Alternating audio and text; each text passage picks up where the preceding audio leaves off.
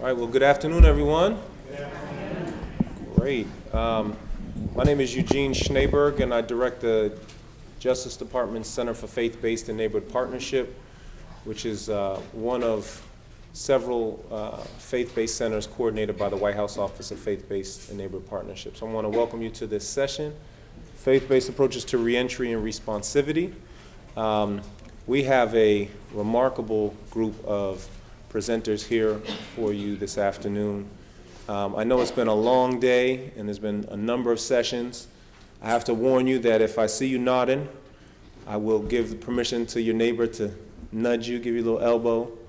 But I'm not concerned about you nodding off during this session because we scoured the nation and identified some of our nation's foremost experts in reentry, and particularly from a faith-based perspective. And so I encourage you to get your pens and notebooks out because I think you're in for a real treat. Just before we start, each of you, or there are, I think several, maybe about 100 copies of this toolkit on the chairs. I think they ended up in the first maybe 6 rows. So if you're in the last 2 or 3 rows, there's some more in the empty seats, okay? But this is a resource guide we put together. It's called Faith in Communities in Action, a resource guide for increasing partnership opportunities to prevent crime and violence. It's specifically designed with faith-based organizations in mind. At the Justice Department, we focus on 3 key priority areas: youth violence prevention, promoting responsible fatherhood and mentoring, working to make our criminal justice system more fair by focusing on prisoner reentry issues and eliminating barriers for those returning, and also, lastly, supporting children whose parents are incarcerated. And we have a few members of my staff I just want to acknowledge for all their hard work. First, Kevin Norton, say hello. And then Monique Cobb and Buki Barua. So thank you all for your support. So let me jump right into it. I want to first introduce our presenters, and they're going to present in the order that I introduced them in. And so I think, let me just double check that. So Bill, I think you're going first, and then Kevin, and then Tina. Okay, perfect. So Bill Antinore is Executive Director of Seeds of Hope Ministry in Camden, New Jersey. He has served in that capacity for many, many years. Seeds of Hope is one of the foremost reentry organizations in the state of New Jersey. They work with a wide variety of returning citizens, including those struggling with substance abuse, homelessness, and other challenging situations. He's well respected by his peers as well as those he serves, and he's quoted as consistently demonstrating a servant's heart, placing the needs of others ahead of his own. Next, we have Kevin Shehee. Kevin is the Southern Regional Director at the Ridge Project in Ohio, where he focuses not only on fatherhood, youth development, healthy marriage programs, but also assists participants in developing communication skills and character development. The Ridge Project is a nonprofit founded in the year 2000, which provides services through partnerships with faith-based organizations, schools, state and national agencies, as well. They've been recognized by the Federal Department of Health and Human Services as a best practices program and identified nationally as a leader in family and youth services. And last but not least, Tina Naidoo is the Executive Director of the Texas Offender Reentry Initiative at the Potter's House, led by Bishop T.D. Jakes. She has over 17 years of service as a social worker and in leading nonprofits, as well as providing leadership at the federal, state, and local level.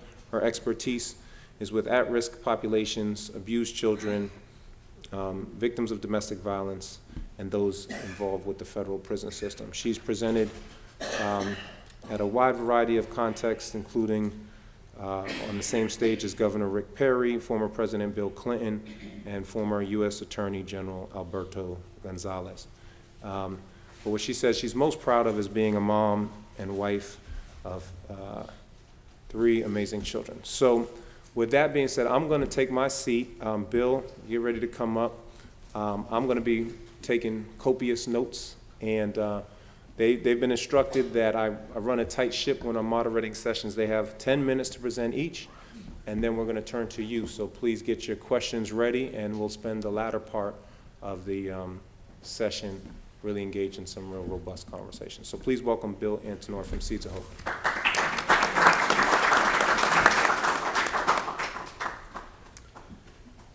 Hi, how you doing? I'm pretty sure that Eugene must have messed my bio up with somebody else, because I'm not the person he described as. When you listen to somebody say something like that, you're like, are you kidding me? But thanks for coming this afternoon. Thanks for, it is a long day. These are long days, and we appreciate you being here. I do as well. And I have the privilege of leading a ministry in the city of Camden. And of course, many of you have probably read about the city of Camden. It's we have the dubious honor most years of being the most dangerous city in America, the highest murder rate, and the highest level of poverty. But what I love about those three distinctions is that that's where God does his best work, in the darkest of places, right? So while the rest of the people, including the mayor and, of course, the police chief, and we love those guys, they're trying to get out of that first spot. I love it, because that means the Lord's right there with us every day. And Josh Voles, he really heads up our initiative here that's funded by the Second Chance Act. We work with the Volunteers of America, Delaware Valley. They basically enlisted us to run their mentoring initiative through the Second Chance grant, and it has been outstanding. We work with men and women coming out of halfway houses, so it's a little different than some of the other grantees. I think there are one or two others in that same boat, but most people are working with people coming out of prison. And it has been even eye-opening for me. I've been doing reentry stuff for about 15, 16 years. I came out of federal prison in '99 and realized at that point that while there was a lot of stuff going on inside prisons for inmates, where the rubber really meets the road is when the guys and the ladies hit the gate. That's where the help is needed the most, and well, everybody in this room has figured this out by now, but back in '99, that was pretty novel. The word reentry back in '99 was used for a spaceship returning it out of orbit into the atmosphere, remember? Now all of a sudden it's got to do with ex-offenders, so. When I came out, that wasn't a word in that context. But I did come out to a group of guys, and they weren't a formal mentoring group, but they realized back in '99, a group called South Jersey Aftercare, that the help was needed on the back end. So I was able to integrate with them. They came alongside me from a Christ-like standpoint, and that's really what got me through those first couple of months and years out. And then ultimately I ended up taking over that volunteer organization, and then it turned into an actual entity that now is self-funding, privately funded, except for this one initiative that comes through the VOA. Everything else is through individual donations, church donations, and we have 2 thrift stores. And the reason we really keep it that way is so that we can always talk about the Lord wherever we go, to be honest with you. We've had a very strong board over the years, and they've shied away from accepting government funds, because we believe that the power to change a life comes from a changed heart, and a changed heart can only be done through the Lord, through Jesus Christ. So we stand firm on that. Now, in this initiative, we work with the guys no matter where they are. We work, like I said, in one specific halfway house called Hope Hall. That's where most of the work gets done, because that's where most of the men are. We do have some ladies in a ladies' halfway house being mentored by ladies. But let me just talk about a couple things. From a Christian perspective, or a faith-based perspective, I'd like to say a Christian perspective, the thing I think that might differentiate us and some of the other entities, not the faith-based entities, but just other entities from others, is that we just have a genuine love for the guys. I mean, a real, not just like we like you and you're our meal ticket, but that we actually love them where they are. And I think they feel that when they come into contact with you, and you guys have probably experienced that. If you have an actual concern for the people that you're working with, the men or the women on the other side, they make an immediate connection with you, because they can spot the phonies, right? They can spot the people that are doing it just for a job, right? And so that gives you a hand up or a leg up right from the beginning, that we have that Christ-like love for somebody that doesn't really, isn't dependent on their past, but is only looking at their future. And we love that. So we work with the guys, and I guess Josh has been leading it in such an excellent way in terms of building and maintaining relationships. We started off, at the end we're going to talk about, challenges, and one of the challenges was that we started off, our initial proposal was one-on-one mentoring, and we found out fairly quickly that guys don't like to talk one-on-one, right? We should have realized that right from the beginning, right? The ladies was fine, but with the men, it just wasn't working out too well. So we after meeting in June in New York with Council State Government people, we found out that some other people were having a great deal of success in a group setting. So we gravitated toward that. Now we have 90 guys, like in the last 6 months, so it really has jumped very quickly. So if you're struggling in that area, that might be a good tip. I just want to go through some of the things that we have. I don't know if we have what to do that. There's a group of our guys at the River Sharks game. We do two things with our men. We meet with them twice a month in large group settings within the halfway house. And then once a month, we take them on an outing. So it's almost like an incentive to participate in the group. So some of the guys, I'm sure half the guys are there for the outings, right? But that's just a way to get them at least on your radar, right? Sometimes you have to do that. Like we have other ministries that we operate, we use food for that, right? You want to talk to the homeless? Feed them, right? It's about the way it works. So this is just one of the outings we had. So every other, every other Wednesday we have a group session, and Josh leads those, and they are outstanding. We incorporate a little bit of fun as well as some substance. We talk about driver's license restoration, child support, expungement, that kind of stuff, but also mix it up with stuff that is fun for the guys. We always bring food. That guarantees a significant turnout. And guys and food, right? Works every time. And then also what we do with our guys, you see that bullet point on service. We do have, another branch of the ministry serves a lot of homeless in Camden. So a lot of the guys who are involved in the mentoring initiative want to come out and serve as well, because no matter what situation you're in, whether you're fresh out of prison or been in the halfway house for a number of months, there's always somebody in a worse situation than you are. And the guys and the women love to serve those who are, at least at that point in their life, one step below. And like I said, we have a couple of stores. And I think we have, how many guys? We have a couple guys, 30 guys helped us open our last store by providing labor and moving things from one location to another. But we've hired a couple of guys from the Second Chance mentoring initiative actually as employees in the store, even while they're still in the halfway house. So that's a great way, if you have the ability to do that, obviously, great way to integrate those guys in. And the other thing that Josh and his dad John started, we have Alpha at our church, and some of you are familiar with Alpha. Alpha is a program that was started in England. It's basically a 10-week context where people who don't have any relationship with the Lord but want to learn a little bit more about the Christian faith can come out to a meeting. So they run those at our church. And obviously, with the constraints of this grant, we made that a voluntary situation. But we said, hey, anybody want to come out? And 7 guys from the mentoring initiative said, yeah, we'll come out and have a meal and see what it's about. So that's how we integrate the faith-based piece to what we would call the generic piece. And a lot of guys from the mentoring initiative also go to church with us, and we try to plug them into other Christian activities. I just want to go back to what we, am I short on time? You got about 2 minutes? Three minutes. I lost my train of thought. But that was me. That was me. I want to say before I conclude, because I think this is the most important part, and I led off with it, but I want to close with it. We believe, and I believe this for me personally, as well as for the men that we come into contact with and the ladies that we come into contact with. We provide referrals to, and we provide services, direct services, for practical things like identification, driver's license help, and like I said before, child support and expungement and that kind of stuff.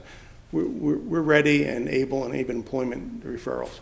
We're ready and able to do all that stuff, but we love it when we see a guy start to develop a relationship with the Lord, because we believe that a man's life is not going to change until his heart gets changed. It may change for a season, and he may live a life that looks good, but I can just tell you from my own personal experience and from the experience of other men that I've seen who have come behind me, lasting change only comes that way, and that's our motivating piece. So if I don't say anything else today, that would be what I would want to leave you with. Techniques we already talked about. Challenges, I talked about the one-on-one versus group mentoring. I think I have one more challenge in here. Yeah, maintaining contact after the guys leave. You know, it's easy when you got them as a captive audience, right? And I think everybody's going to probably have this same challenge. It's once they hit the gate or once they leave the halfway house, we're wrestling with how we're going to do that. We've only had 10 guys leave so far, so that hasn't been that much of a problem, but as more of them transition, I think we're going to see a little more difficulty. Success-wise, awesome relationships with the men. I've been doing this for a while, but Josh has really kicked it up a notch in terms of building relationships that I wouldn't ordinarily, with guys I wouldn't ordinarily cross paths with. We're trying to figure out a way that once this funding ends, because unfortunately Josh's position is part of this grant funding opportunity, we want to keep him in place, not because we want to keep Josh in place, but because we want to keep this going, because we see how valuable it is to men that we didn't or wouldn't ordinarily reach. And so you can pray for us for that the Lord will provide a way that we'd be able to continue this. And I think that's what these grant opportunities are here for. They want to give you that start, but now you got to figure out how you're going to do it after that. So that would be a prayer request of ours. And that's pretty much it. I love you guys, and I thank you for the opportunity to share this morning. Hopefully something you heard here sparks something in your hearts and your minds. Thank you.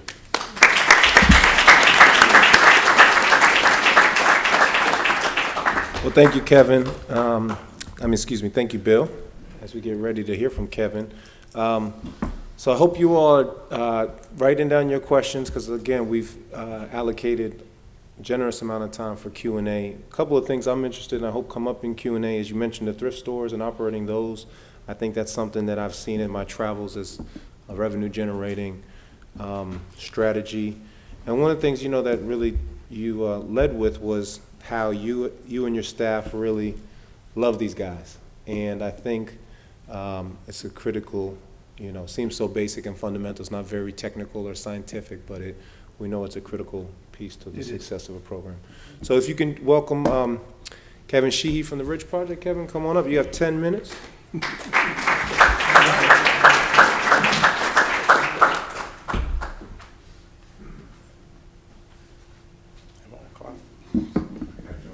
That's right. This time.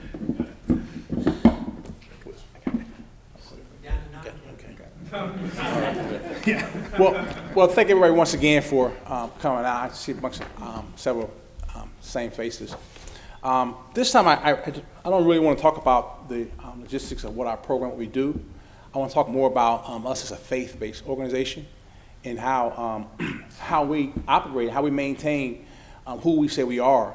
We are a Christian-based organization, and I think Bill made a real valid point in terms of the commitment of many people that if you tell them you can't mention Christ, they won't even consider employment. I've had that happen with me in terms of being a supervisor and interviewing others for the position, different opportunities we have. But curriculum doesn't change people. People change people. And another point that Bill made reference to about loving people. And that's what change comes when people see that you're genuine. Even though you're kicking them in their butt, in a sense, because our model is we hold their hand, kick them in the butt, and then we hold their hand, then at some point they're supposed to look like us. Our model is, our goal is make them better than us. If they're not better than us, then we didn't succeed. So as an organization, we have prayer before we start work. We have corporate prayer. We have satellites throughout the state that everybody comes on. We have prayer. We have prayer requests. We have we have a prayer list that goes out every week that the staff and even our clients, that if they want to be a part of that prayer list, they can be on. From just more of the logistics standpoint of making sure staff and compliance, I don't know if I had enough, but I took a couple pages out from our policy and procedure manual. And one of them says it requires them the insurance, program compliance, separation of religion, and grant activities. And then even in our policy statement, we have what we call a statement of faith. A statement of faith outlines who we are. And so it revalidates that we're committed in being who we say we are as a Christian organization. But from a staff standpoint and maintaining compliance, one of the things that you have to just do, you have to just train. You have to, it's really a blessing, from my perspective, how I see it, is to be a part of a Christian organization. Someone that it takes passion, it takes you a feel of a call to really service this client base.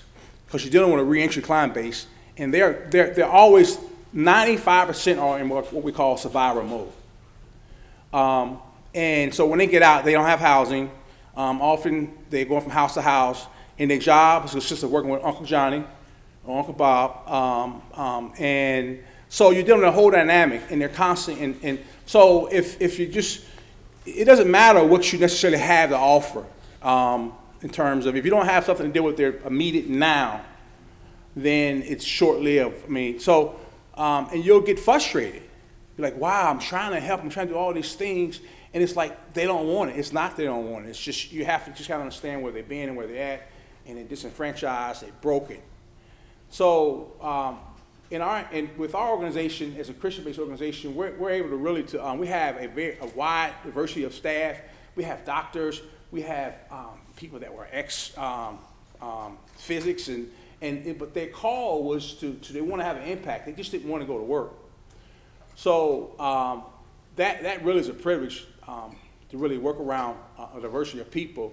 They have one common goal, and that's to have an impact on people's lives. And we're also able to really bring home, from a spiritual standpoint, to all our staff that they're coming to help save families and keep marriages and things intact. And so we pray for them, because what they don't understand is the same attack is going to come to them.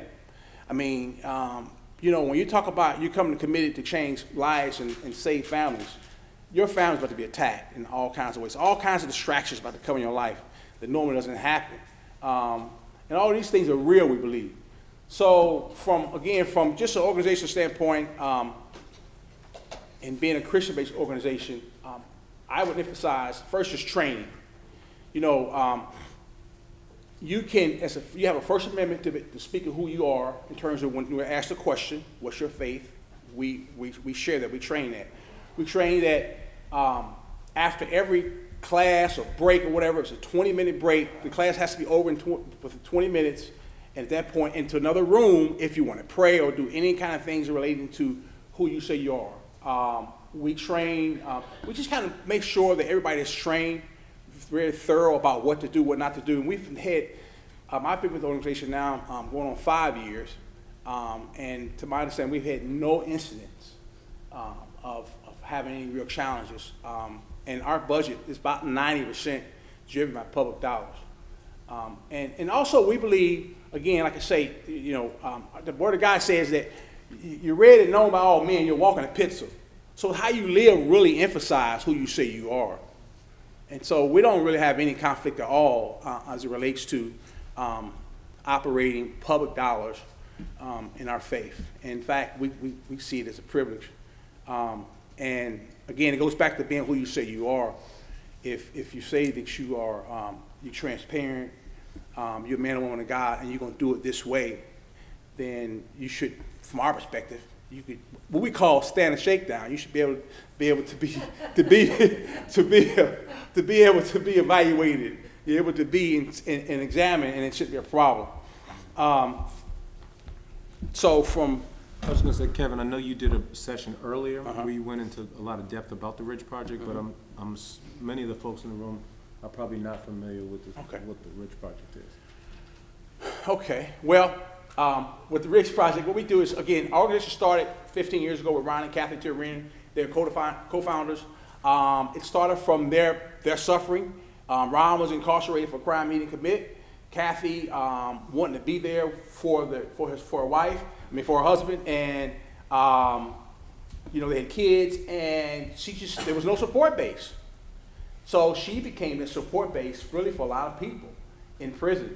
And so they started out with a youth program, which is still in existence, called Rite of Passage. And then Ron and Kathy put together a Tyro Dads program, which is a Latin term to me, a person of honor, person of character. It's gender neutral. We have a fatherhood program, so we say man of honor, man of character, man who renewed themselves. It's a Tyro suite. We incorporate 3 different components.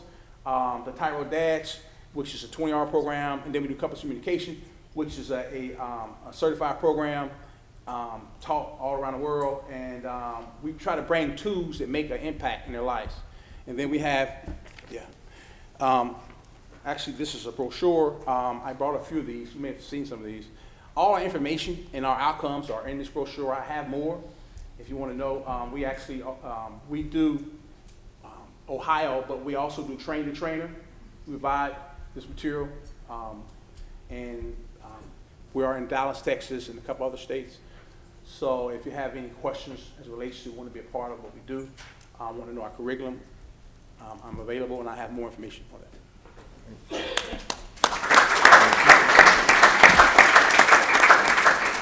And so if you looked on your chairs, I think most of you should have gotten a pamphlet where you can see a lot of the outcomes that the Ridge Project has been able to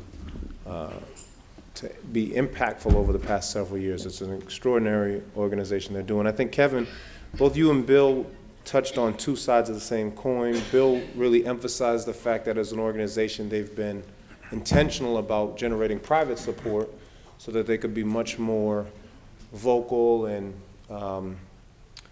in the things that they do around their faith without kind of the federal guidelines that we have. And Kevin, you really hit on the fact that you've been able to navigate and adhere to those guidelines. So I think 2 different perspectives, 2 different approaches. One's not better than the other, but certainly valuable. And if you have questions around how do you navigate that, I think certainly our panelists would love to address that as well. So last we have Tina Naidoo from the Tory Project, and I think you have a video as well, so hopefully we'll get that going. Give it up for Tina.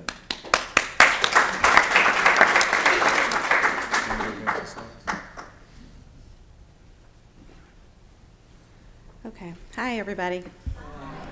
I just wanted to give you a quick overview of our program. It's called the Texas Offenders Reentry Initiative, and it goes by Tory for short. As you can see, our mission is to guide and empower ex-offenders to maximize their potential, increase their opportunity for successful reintegration into society, and to become productive citizens of their communities. I had a quick video that I thought would be better for you to see the overview instead of me explaining it. You want to help me put that on?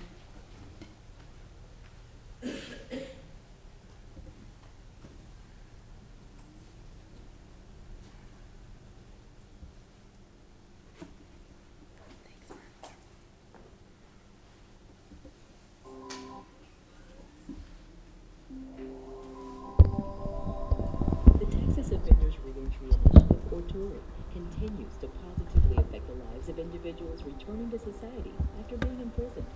Bolstered with information, training, and spiritual support, ex-offenders are reuniting with their families and thriving as they successfully reintegrate back into society.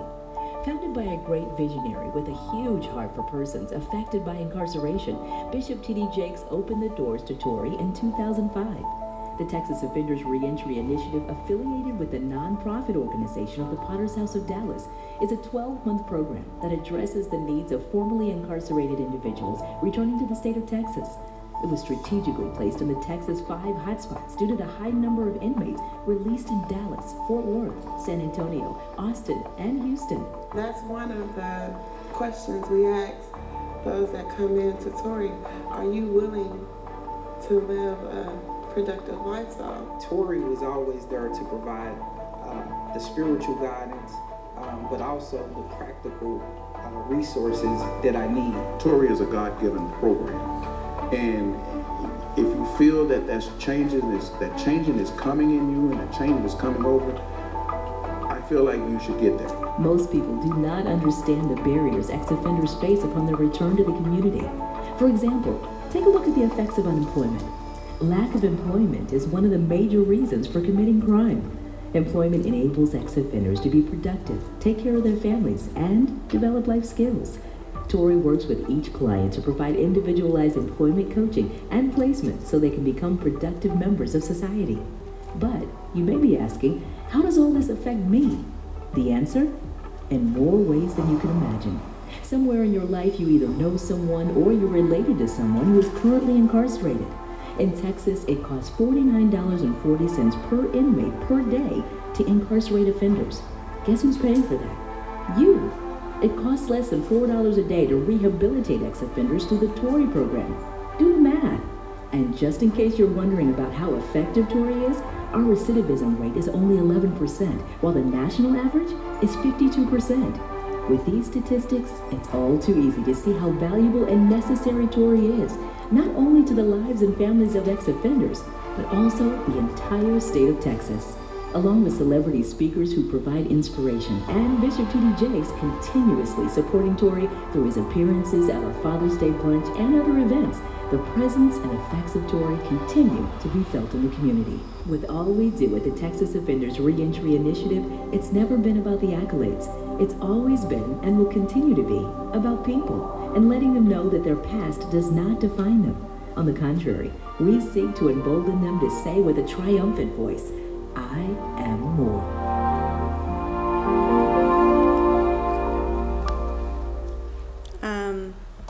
I'm just curious, is everyone familiar with Bishop T.D. Jakes, or can I see a show of hands? You know him? Okay. All right. So if you're familiar with his work and his line of work, he has always had a huge passion for families and persons affected by incarceration. And so one of the things that he did, and it came out of our prison ministry about 10 years ago, a lot of people were returning back to Dallas County thinking the Potter's House was a transitional home that he had built for them when they released. And so it created a demand, and then out of that demand, we created this program. So thankfully, we've been able to do this in the last 10 years and have kind of had a lot of trial and error, never closed the door, took everyone. There wasn't any stipulations to you had to be released 180 days, you had to have been connected. We took anyone with a criminal background. And then slowly but surely, we started to narrow down who it was we were serving because there weren't enough resources for everyone. And so one of those populations that we don't serve are the sex offenders, partly because our city ordinances and a lot of things kept them out of what we could offer. So over the last 10 years, we've had the blessing of serving over 10,000 formerly incarcerated in Texas. And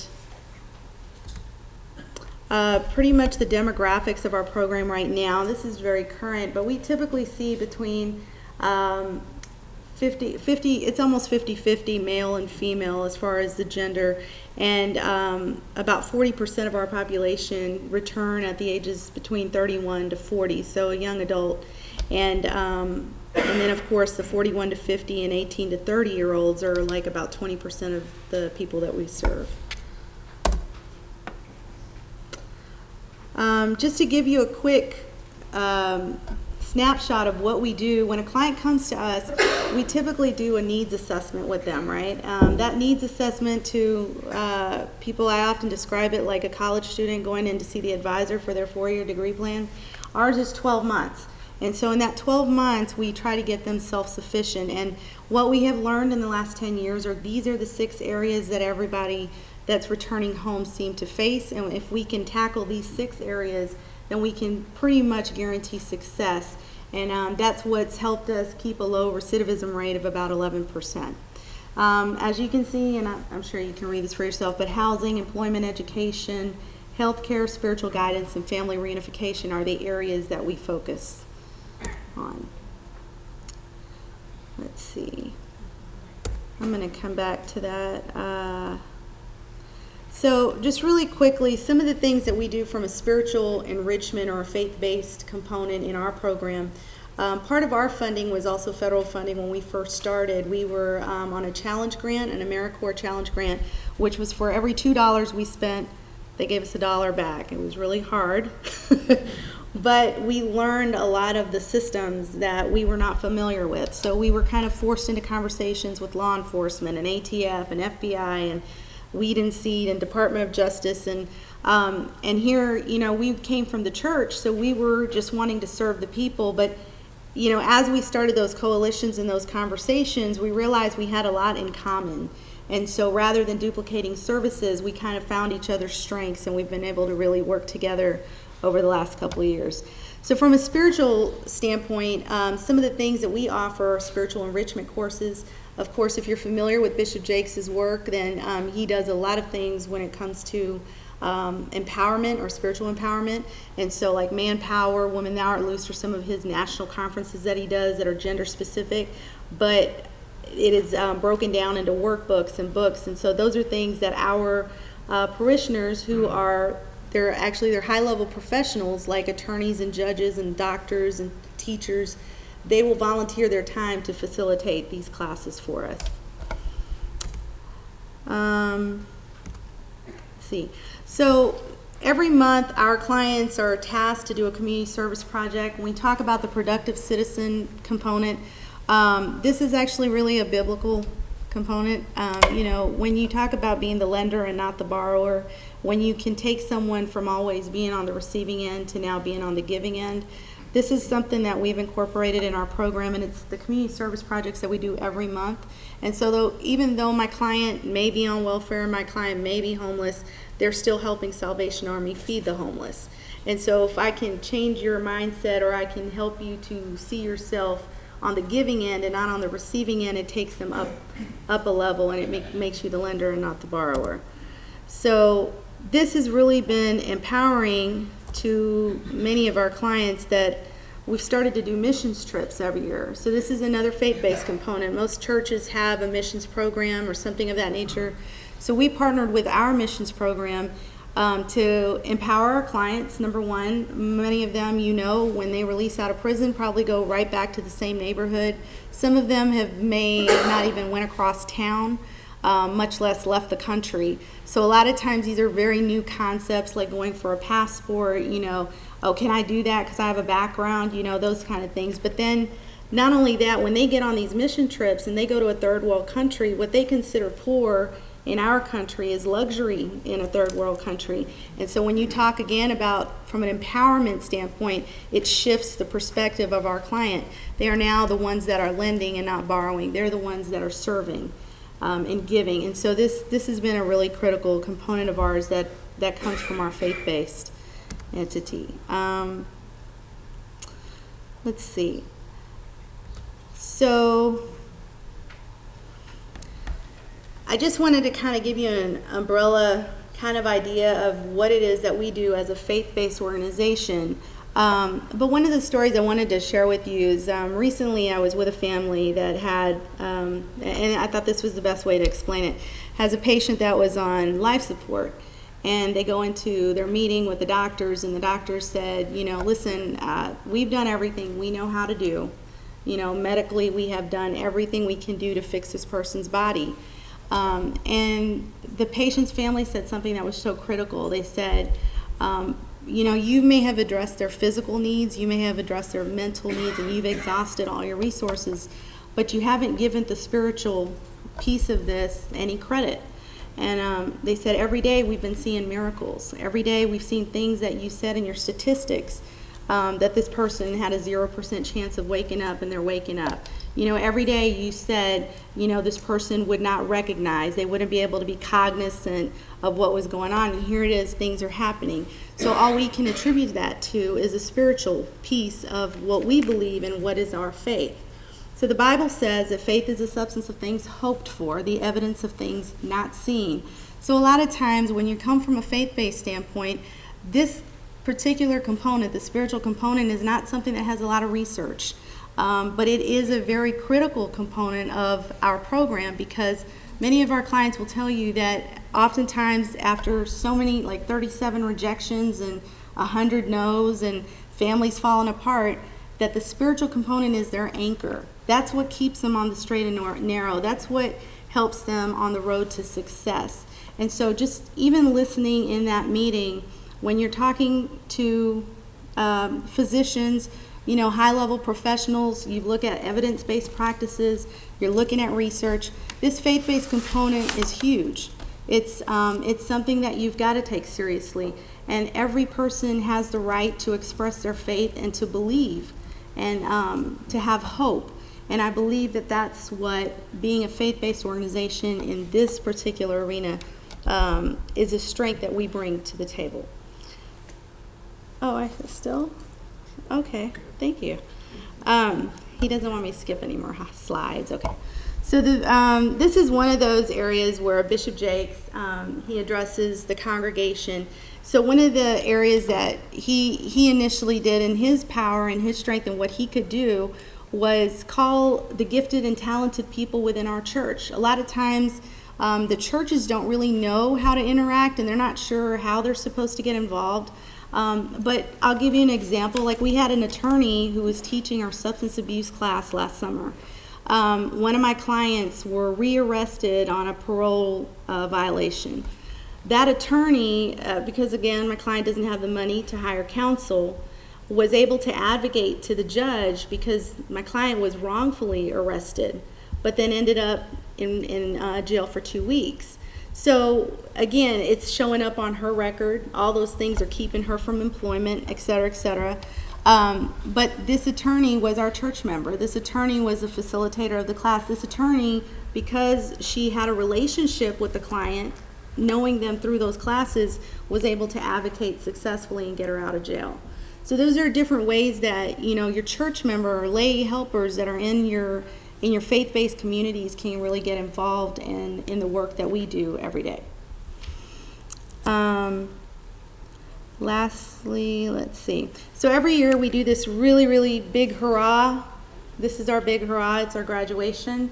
So Bishop Jakes, he integrates it right into our worship service, and we bring in a celebrity speaker, like we've had Judge Mathis, Chef Jeff, Charles Dutton, some really great, like Ray Lewis was there this year, who have phenomenal stories, but they are the graduation speaker, the commencement exercise. They're the ones that really empower our clients. It's a very special day. But one of the reasons we started this and formalized this particular graduation was because a lot of our clients, you know, when they finish the class, you give them a certificate. We were going to their apartments or to their homes, and they had those certificates on the wall. And we were kind of like, oh, well, you know, what's the big deal? And they said, you know, I've never finished anything. You know, this is the first time I've ever finished anything. And so, you know, as we kind of started thinking about it some more, we thought, you know what, a lot of people got in trouble right in high school or, you know, right in the early years of young adult life. And so they never got to walk the stage or never got to put on a cap and gown and really go through that ceremony. So our graduations really look like high school graduations. I mean, like poster boards and, you know, the blow horns, the whole 9 yards, all in the middle of church service. It's like really spectacular. I mean, it's something you really have to come and see. But really what's awesome too is that we invite our judges, our DA, our public defender's office, the governor's office, like all our state elected officials come to that event. Sometimes, you know, because it's a photo opportunity, but then other times it's because they really support the work that we're doing, and it gives them a different visual because they're not seeing our clients in the correctional institution. A lot of the judges were the same judges that sentenced them. Those judges are the ones that are passing out their diplomas for completion. So all of those things kind of come together full circle when we have our graduation every year. So I would love for y'all to come to Dallas anytime, you know, come see our program and come out to one of our graduations because I think it's really awesome. It's also live streamed, so whenever we have them, you're more than welcome to live stream with us. Let's see. All right, so I am more. Am I done? Yeah. Oh, well then that was my last slide, the I am more.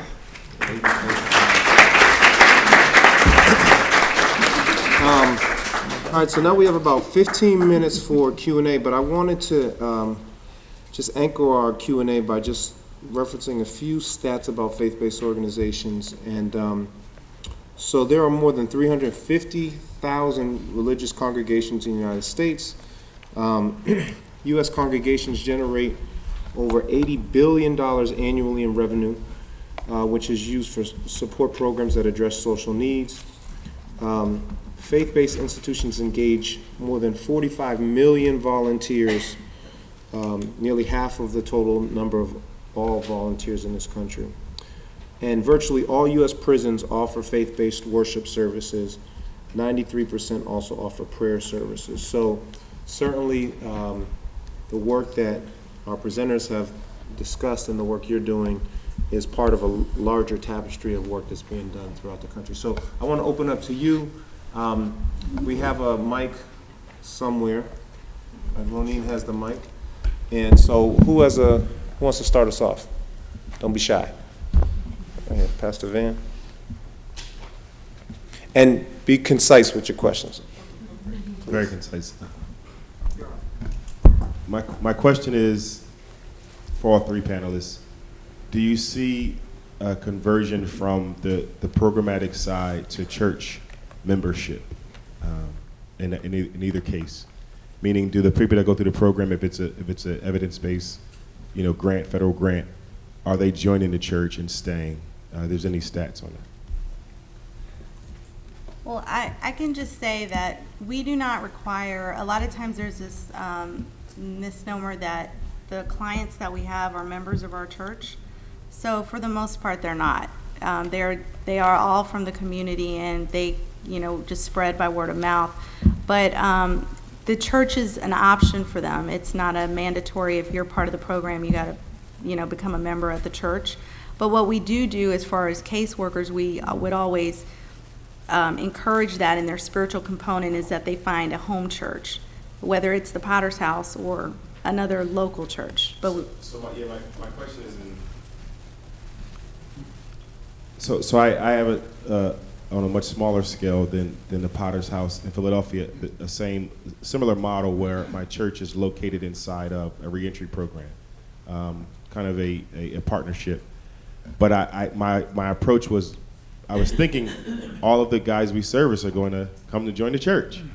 And that has not really been the case. Although we're providing great service to them, and I don't have any feelings about that.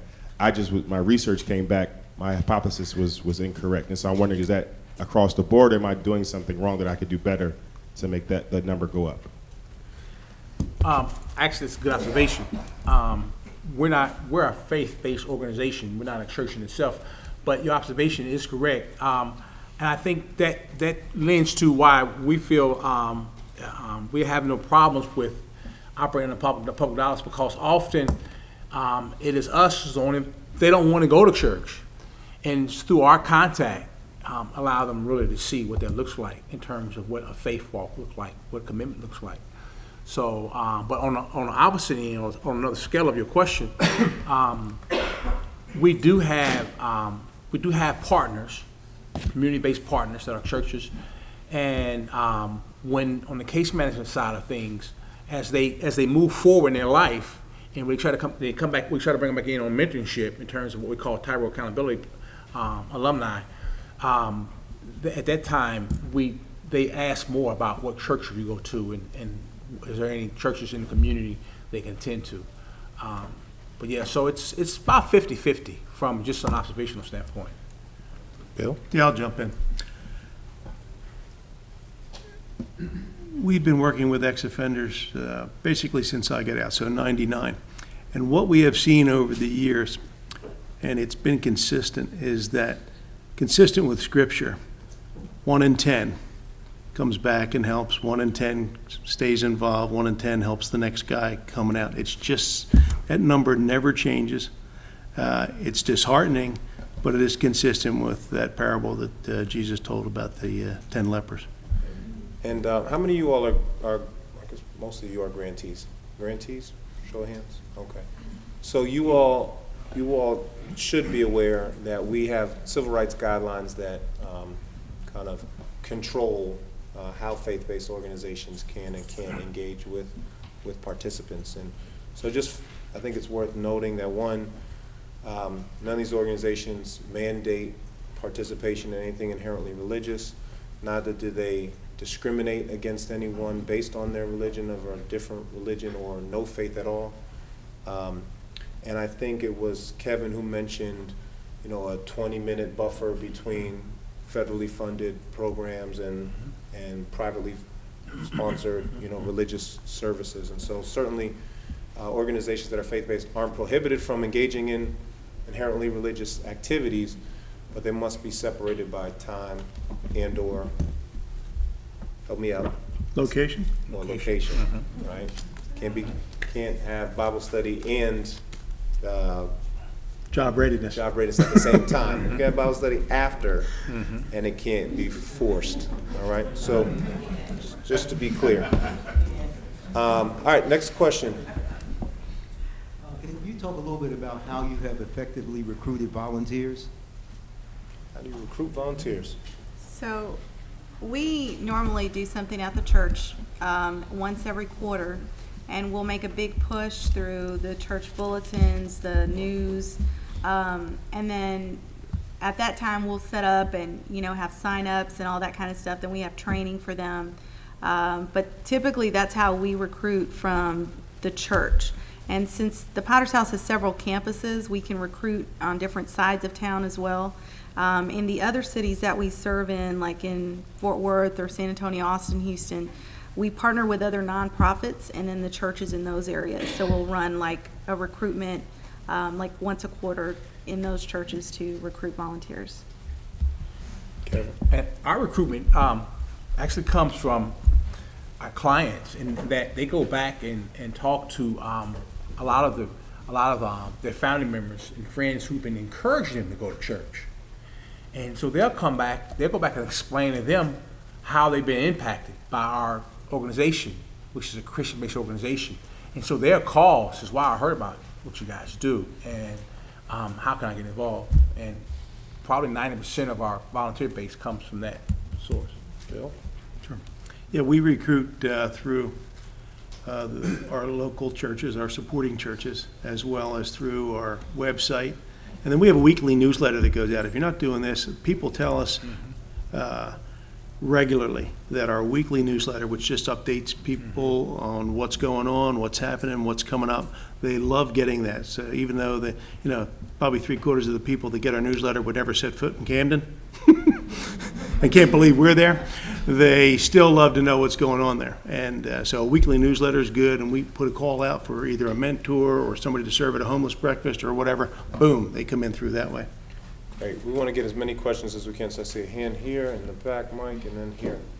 As It is. Go ahead. a faith-based organization, when your clients fail, do they have any reservations about coming back? I know some people feel like they failed God and they don't want to come back.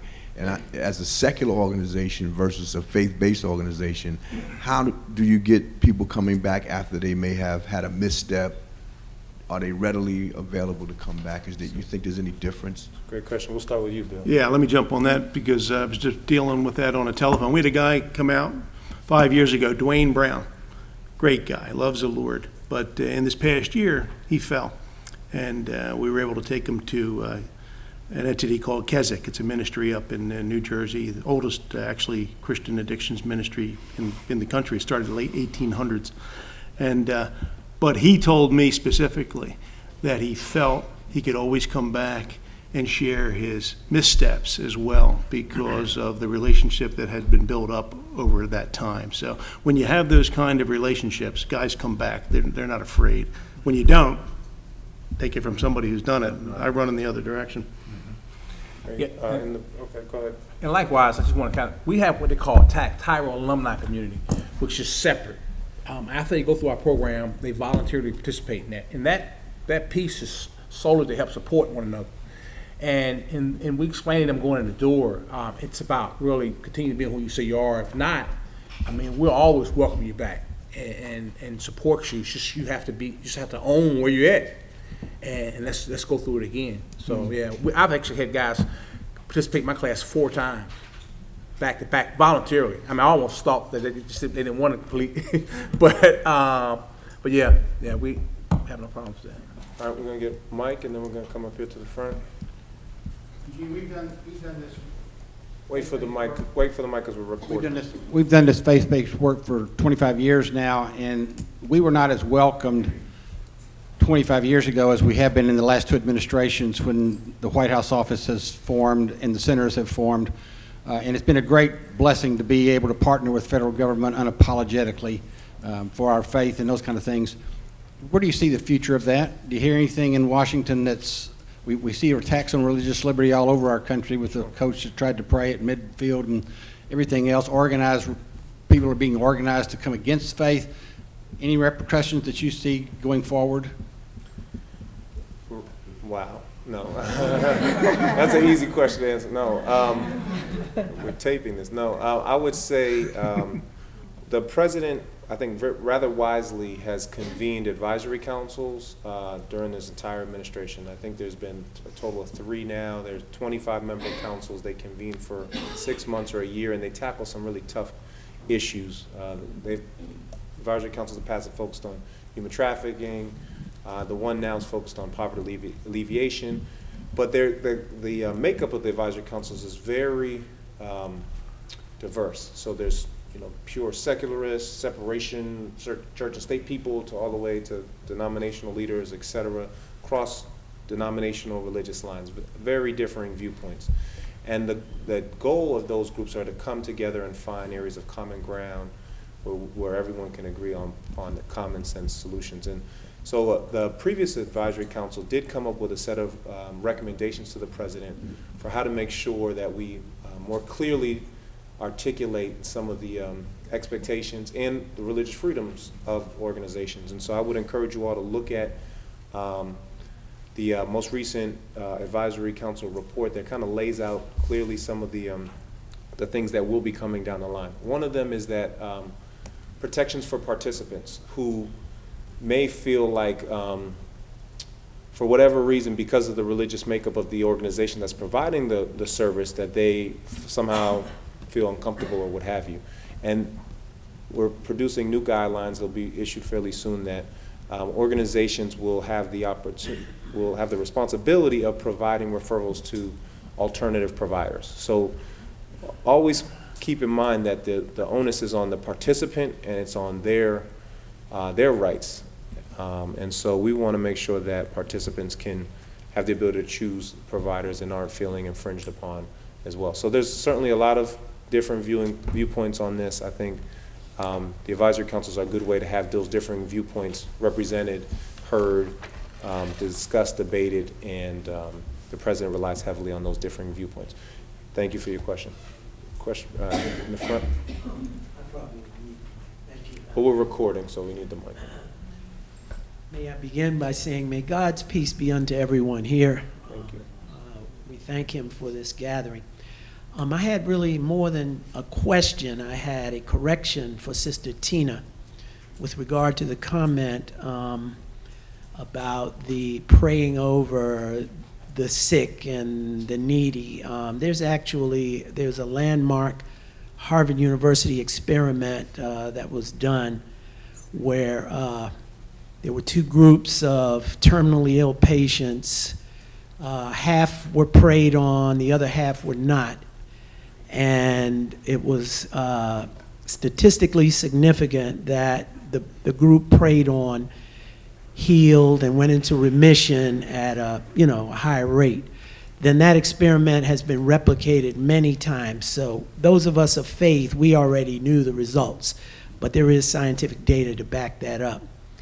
And I would just like to add also, this comes from yours truly, your Muslim imam, heavily involved in faith-based reentry and recovery work. So thank you. God bless everybody.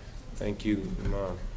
And although our presenters, I think all 3 organizations are Christian organizations, certainly is not a representation or limitation on the wide variety of faith-based groups that are engaged in prisoner reentry and serving the most vulnerable among us. So thank you. All right, I think we have time for one more question. No pressure, no pressure. Yes, ma'am. And my question is not more focused on faith-based, but in this whole conference, it's talking about where the president stands as it relates to people transitioning back into the community. When you look at education, where does the president stand on some of the university requirements where if some people have certain type of offenses against them, they are not allowed to be on campuses? Sure, okay. So that's a great question.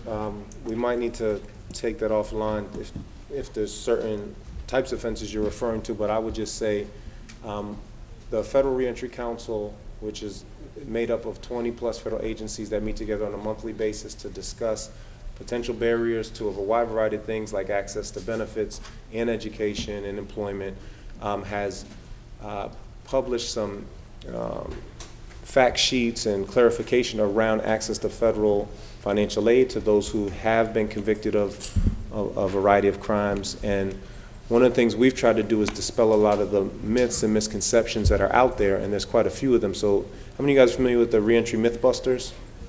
Well, folks, all right. Just Google Reentry Mythbusters tonight or whenever you get a chance. There's a Mythbuster on education and folks with criminal records. And the reality is that a lot of folks think that because you may have a drug conviction or a violence conviction, that would somehow prohibit you from accessing federal financial aid.